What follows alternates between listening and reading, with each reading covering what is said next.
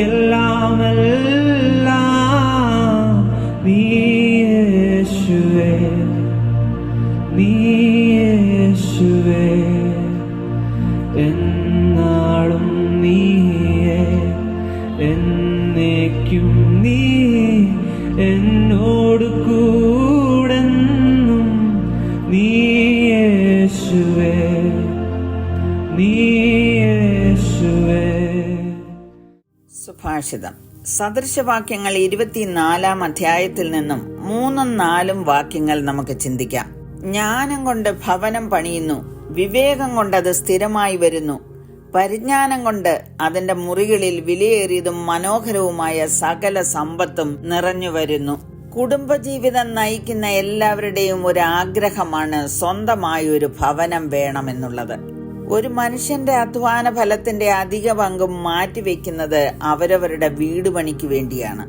വീട് എന്ന് പറയുമ്പോൾ നാം താമസിക്കുന്ന കല്ലും മണ്ണും സിമെന്റും കൊണ്ടും ഒക്കെ ഉണ്ടാക്കിയ കെട്ടിടം മാത്രമല്ല, അതിൽ നമ്മുടെ പിൻതലമുറയും അനന്തരാവകാശ സ്വത്തുക്കളും ഉൾപ്പെടുന്നു. അങ്ങനെയുള്ള അനുഗ്രഹിക്കപ്പെട്ട ഭവനം എങ്ങനെ പണിയണമെന്നാണ് ശലോമോൻ പറഞ്ഞിരിക്കുന്നത്. ജ്ഞാനം കൊണ്ട് ഭവനം പണിയുന്നു. ഒരു ഭവനം പണിതാൽ മാത്രം പോരാ, അത് സ്ഥിരമായിരിക്കണം. സ്ഥിരമായിരിക്കണമെങ്കിൽ വിവേകം കൊണ്ട് മാത്രമേ കഴിയുകയുള്ളൂ എന്ന് അദ്ദേഹം പറയുന്നു. വലുതും സമർത്ഥവുമായ പല കുടുംബങ്ങളും സ്ഥിരമായി നിലനിൽക്കാതെ നശിച്ചു പോകുന്ന കാഴ്ച നാം കണ്ടിട്ടുണ്ട്. വേദപുസ്തകം പഠിക്കുമ്പോഴും ഒരിക്കൽ അനുഗ്രഹമായിരുന്ന ഏലിയുടെയും ലോത്തിന്റെയും ഒക്കെ ഭവനങ്ങൾ പിന്നീട് സ്ഥിരമാകാതെ അന്യപ്പെട്ടു പോയതായി കാണാം. എന്തുകൊണ്ടങ്ങനെ സംഭവിച്ചു? കാരണം ജ്ഞാനവും പരിജ്ഞാനവും വിവേകവും ആ ഭവനങ്ങളില്ലായിരുന്നു. ഇവ നമുക്ക് എവിടെ നിന്ന് കിട്ടും? ഇയ്യോബ് പറഞ്ഞിരിക്കുന്നത് കർത്താവിനോടുള്ള ഭക്തി തന്നെ ജ്ഞാനം, ദോഷമകന്ന് നടക്കുന്നത് തന്നെ വിവേകം. ശലോമോൻ പറഞ്ഞിരിക്കുന്നത് യഹോവ ഭക്തി ജ്ഞാനത്തിന്റെ ആരംഭവും പരിശുദ്ധനെ കുറിച്ചുള്ള പരിജ്ഞാനം വിവേകവുമാകുന്നു. ഇവ കൊണ്ടാണ് ഭവനങ്ങൾ പണിയേണ്ടത്. അങ്ങനെ പണിത ഭവനത്തിന്റെ മുറികളിൽ വിലയേറിയതും മനോഹരവുമായ സകല സമ്പത്തും നിറഞ്ഞു വരുന്നു.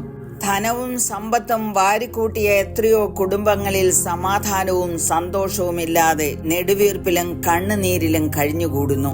എന്നാൽ യഹോവയെ ഭയപ്പെട്ട് അവന്റെ വഴികളിൽ നടക്കുന്ന ഏവനും ഭാഗ്യവാൻ. അവന്റെ ഭവനത്തിലെ അനുഗ്രഹം എങ്ങനെയായിരിക്കുമെന്ന് സങ്കീർത്തനക്കാരൻ പറയുന്നു.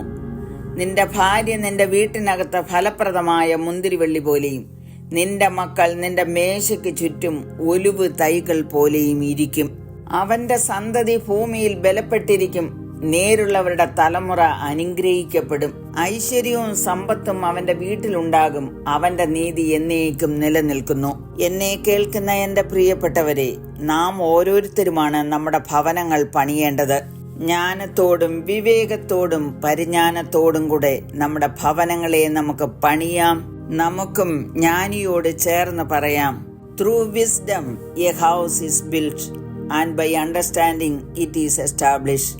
By knowledge the rooms are filled with all precious and pleasant riches. പ്രാർത്ഥിക്കാം. കരുണയുള്ള പിതാവേ, ഞങ്ങളുടെ ഭവനങ്ങൾ അനുഗ്രഹിക്കപ്പെട്ടിരിക്കണമെന്ന് അവിടുന്ന് ആഗ്രഹിക്കുന്നല്ലോ.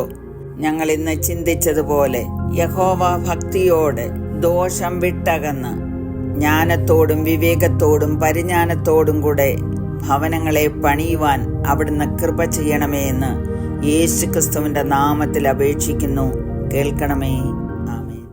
തായും നീയേ, താതനും നീയേ, താങ്ങും തണലും നീയേശുവേ.